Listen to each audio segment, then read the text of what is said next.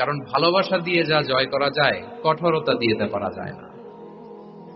ভালোবাসা দিয়ে আপনি যেটা করতে পারবেন, কঠোরতা দিয়ে কখনো সেটা করতে পারবেন।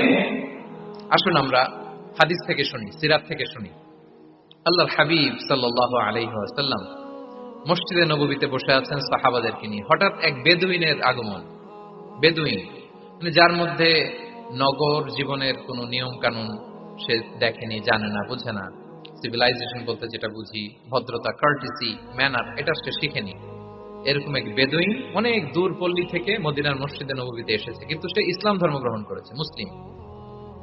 তো মসজিদে ঢুকে সে 2 রাকাত নামাজ পড়তেছে। এসে যে রাসূলকে সালাম দিবে, কথা ওই কার্টিসিটাও নাই। রাসূল সাল্লাল্লাহু আলাইহি ওয়াসাল্লাম বসা ওইদিকে সাহাবাদের নিয়ে, সে তার মতো এসে এক জায়গায় মসজিদের সাথে তার উট বেঁধে সে 2 রাকাত নামাজ পড়ে দোয়া করতেছে আল্লাহর কাছে। কি দোয়া জানেন? দোয়ার মধ্যেও কাটিছি নাই। দোয়াতে বলে, ইয়া আল্লাহ, আল্লাহুম্মা আরহামনি ওয়ারহাম মুহাম্মাদা ওয়ালা তারহাম মা'ানা আহাদা। মানে আল্লাহ, তুমি শুধু আমারে রহম করো আর মুহাম্মদ সাল্লাল্লাহু আলাইহি ওয়াসাল্লামের রহম করো, আমাদের সাথে আর কারোর রহম করো না তুমি। বেদুইন, তার মধ্যে আদাবু দোয়া, দোয়ার যে একটা এটিকেটস আছে, এটা তো তার জানা নাই। দোয়ায় অন্যদের জন্য দোয়া করলে যে নিজের লাভ, এটা সে জানতো না। আমি যদি বলি যে আল্লাহ এই ভাইদেরকে তুমি কবুল করো, তখন ফেরেশতারা বলে আল্লাহ যিনি দোয়া করতেছে আগে তাকে তুমি কবুল করো।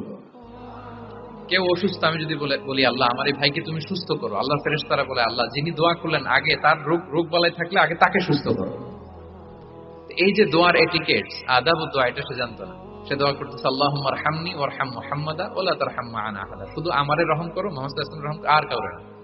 তো রাসূল সাল্লাল্লাহু আলাইহি ওয়াসাল্লাম দূর থেকে দেখতেছেন এই দোয়া, আর বলতেছেন যে হায় রে, একটা প্রশস্ত জিনিসকে সে সংকীর্ণ বানায় ফেলল। আল্লাহর কাছে কি রহমের কোনো কমতি বা ঘাটতি আছে? নাই। সে তো দোয়াতে সবাইকে ইনক্লুড করতে পারত। তো রাহমাতাল লিল আলামিন আল্লাহর হাবিব সাল্লাল্লাহু আলাইহি ওয়াসাল্লাম তিনি বুঝতে পেরেছেন যে এই লোকটা আসলে বেদুইন, তার মধ্যে ওই কার্টিসি নাই। তো তিনি ফলো করতে লাগলেন যে দেখি লোকটা কি করে। তো লোকটা দোয়া টোয়া করেই এবার যে মসজিদের এক কর্নারে বসে ওখানেই পেশাব করা শুরু করলো। মানে কোনো কার্টিসি, নিয়ম, ভদ্রতা তার জানা নাই।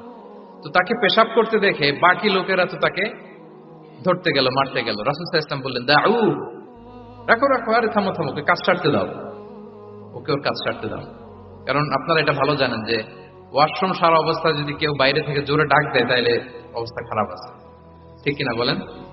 কেউ টয়লেট সারতেছে ওয়াশরুমে, তখন যদি আপনি জোরে নক করেন এটা তার ক্ষতি হয়, কারণ আগে তাকে ওইটা পাস করতে হবে স্মুথলি।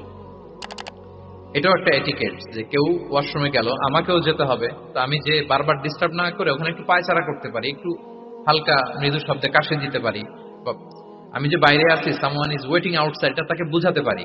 কিন্তু অনেকে যে কি করে, ধাম ধাম করার যখন শুরু করে, ওই বেচারার তো অবস্থা টাইট। এটা যেন আমরা না করি, এই শিক্ষাটা কিন্তু এই হাদিস থেকে পাই। রাসূল সাল্লাল্লাহু আলাইহি ওয়াসাল্লাম বললেন, দাউ দাউ, রাখো রাখো, আরে ছাড়ো ছাড়ো, ও তো ইউরিন পাস করতেছে, রাখো, ওটাও সারুক, আগে সারুক, আমরা পরে ডিল করি। তো সবাইকে তিনি থামালেন, ও সারল। এবার রাসূল সাল্লাল্লাহু আলাইহি ওয়াসাল্লাম বললেন, এবার তোমরা যে ওয়াহারিকু আলা বাউলিহি সাজলান মিন মা, যেহেতু মসজিদে নববীর ফ্লোর ছিল বালুর ফ্লোর, শুকিয়ে যাবে, বললেন যে ওর পেশাব করা জায়গার উপর 1 বালতি পানি ঢেলে দাও। সাহাবারা দিল। আর এই বেদুইন লোককে রাসূল সাল্লাল্লাহু আলাইহি ওয়াসাল্লাম কাছে টেনে নিলেন, যে তাকে খুব ভালোবাসা দিয়ে বললেন, কি অবস্থা তোমার, কোত্থেকে আসছো, সব খোঁজ খবর নিয়ে বললেন যে তুমি যে এইখানে নামাজ পড়লা, এরপরে আবার এই কাজটা সারলা, তুমি কি জানো এইখানে আল্লাহর জিকির করা হয়, এটা আমাদের ইবাদতগাহ, এখানে আমরা রবের জিকির করি, তার কাছে ফরিয়াদ করি, সবাই মিলে এই কমিউনিটির সবাই এখানে আসে, এই কমিউনিটির, মদিনার কমিউনিটির সবাই মিলে, নারী পুরুষ নির্বিশেষে আমরা এসে এখানে আল্লাহর কাছে ফরিয়াদ করি, দোয়া করি, ইবাদত করি, কোরআন তেলাওয়াত করি, এটা আমাদের ইবাদতগাহ। এইখানে কি এমন কাজটা করা তোমার ঠিক হলো? সে তো লজ্জায় কাছামাছি হয়ে রাসূল সাল্লাল্লাহু আলাইহি ওয়াসাল্লামের কাছে ক্ষমা চাইছে। সুবহানাল্লাহ। একটা কঠিন পরিস্থিতিকে ভালোবাসা দিয়ে রাসূল সাল্লাল্লাহু আলাইহি ওয়াসাল্লাম কোথায় নিয়ে যেতেন, এটাকে পুরো হিস্ট্রি পাল্টে দিতেন, সিনারিও পাল্টে দিতেন।